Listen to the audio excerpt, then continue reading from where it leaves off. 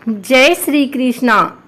आइए सुनते हैं भगवान शालिग्राम की यह कथा।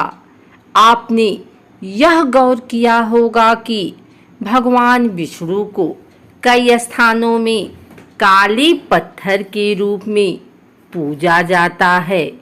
यही नहीं, सत्यनारायण की पूजा के समय पंडित जी एक काला पत्थर साथ में रखते हैं, जो विष्णु जी की मूर्ति के पास रखा जाता है और फिर पूजा शुरू की जाती है।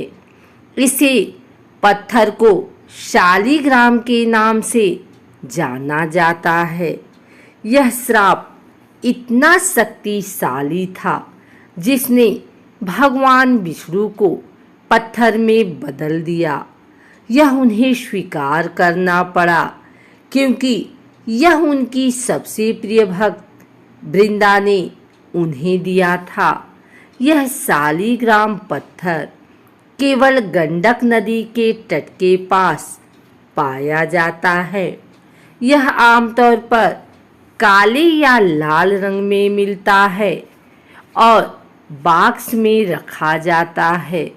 जो कोई भी यह शालिग्राम पत्थर अपने घर में रखता है, उसे पूजा और साफ सफाई का बहुत ध्यान रखना पड़ता है। यह कहानी है अहंकार, भक्ति, प्रेम और विश्वासघात की, जिसमें भगवान ने भक्त के साथ धोखा किया और जिसकी वजह से उन्हें श्राप मिला। आइए जानते हैं इसकी पूरी कहानी।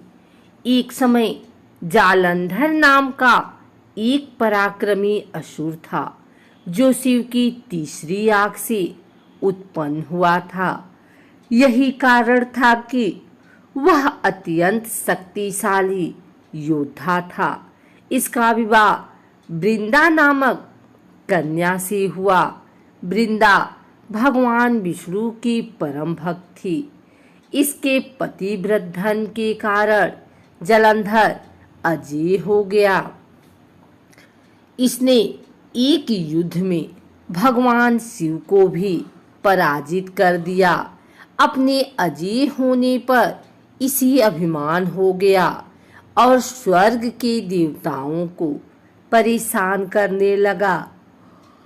दुखी होकर सभी देवता भगवान विष्णु की शरण में गए और जालंधर के आतंक को समाप्त करने की प्रार्थना करने लगे, क्योंकि जालंधर को तभी हराया जा सकता जब पत्नी वृंदा पवित्रता को भंग कर दे। एक असुर की बेटी और पत्नी होने के बावजूद वह भगवान विष्णु की भक्त थी। वह भगवान विष्णु की परम भक्त थी और उन पर उसे पूरा विश्वास था। सभी देवताओं ने देखा कि शिव भी उसे हरा नहीं पाए, तो वे विष्णु की शरण में गए। भगवान विष्णु ने अपनी माया से जालंधर का रूप धारण कर लिया और छल से वृंदा के पतिव्रत धर्म को नष्ट कर दिया। इससे जालंधर की शक्ति क्षीण हो गई और वह युद्ध में मारा गया। जब वृंदा ने भगवान विष्णु को छुआ, तब उसे पता चला कि वह जालंधर नहीं है और उसने पूछा कि वह कौन है। जब वृंदा को भगवान विष्णु के छल का पता चला, तो उसने भगवान विष्णु को पत्थर का बना जाने का श्राप दे दिया। भगवान विष्णु वृंदा के साथ हुए छल के कारण लज्जित थे, इसलिए वृंदा के श्राप को जीवित रखने के लिए उन्होंने अपना एक रूप पत्थर रूप में प्रकट किया, जो शालिग्राम कहलाया। भगवान विष्णु ने वृंदा से कहा कि तुम अगले जन्म में तुलसी के रूप में प्रकट होगी और लक्ष्मी से भी अधिक मेरी प्रिय रहोगी। तुम्हारा स्थान मेरे शीश पर होगा। मैं तुम्हारे बिना भोजन ग्रहण नहीं करूँगा। यही कारण है कि भगवान विष्णु के प्रसाद में तुलसी अवश्य रखा जाता है। बिना तुलसी के अर्पित किया गया प्रसाद भगवान विष्णु स्वीकार नहीं करते। वृंदा की राख से तुलसी का पौधा निकला। वृंदा की मर्यादा और पवित्रता को बनाए रखने के लिए देवताओं ने भगवान विष्णु के शालिग्राम रूप का विवाह तुलसी से कराया। इसी घटना को याद रखने के लिए हर वर्ष कार्तिक शुक्ल एकादशी यानी देव प्रबोधनी एकादशी के दिन तुलसी का विवाह शालिग्राम के साथ कराया जाता है। एक और कथा के अनुसार एक बुढ़िया थी। उसने शालिग्राम जी की सेवा की थी। कार्तिक मास में वो पुष्कर स्नान का विचार कर पड़ोसन से बोली, मैं पुष्कर जा रही हूँ, तू मेरे शालिग्राम जी को अपने पास रख ले।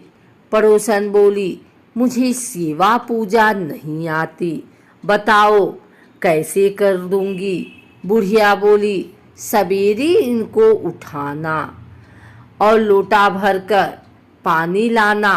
आते समय बगीचे से पुष्प तुलसी लाना। भगवान को जल व कच्चे दूध से नहलाना। चंदन लगाकर पुष्प तुलसी चढ़ाना। दूध का भोग लगाना। दोपहर की रसोई जो भी बने उसका भोग लगाना। शाम को दिया जलाना। ऐसी सेवा पूजा करना कहकर वह चली गई। पड़ोसन ने बुढ़िया के कहे अनुसार किया, पर भगवान की थाली से भगवान जीमते ही नहीं, दूध पिया ही नहीं। ए देख, वो चिंता में पड़ी। बोली, भगवान आपकी मालकिन आएगी तो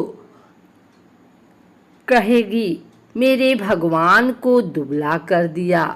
अभी 1 महीना है, आप जीम लो तो मैं भी जीमूं। और वह भूखी बैठी रही।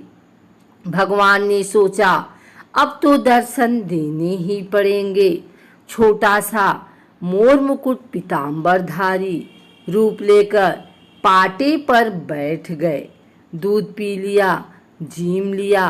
रोज ऐसा ही होता रहा। एक दिन भगवान ने कहा, मैं गाय चरा लाऊं? तो पड़ोसन बोली, थोड़े दिन तो रहोगे, क्यों जाते हो? पर भगवान माने नहीं। हाथ में सोने की लाठी, कंधे पर हीरे मोती का पीतांबर डाल गाय चराने जाते। महीना बीता। बुढ़िया घर आई। स्नान ध्यान से निमटकर सोचा, शालिग्राम जी को ले आऊं। पड़ोसन ले गई है। पड़ोसन से बोली, शालिग्राम जी शाम को आएंगे, तब ले जाना।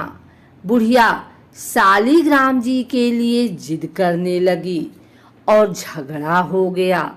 लोग इकट्ठे हो गए तो पड़ोसन बोली, बुढ़िया को समझाओ, 1 महीना निकाला जैसे, शाम तक और सब्र करे। बुढ़िया धरना देकर बैठ गई। शाम पड़े, भगवान आए।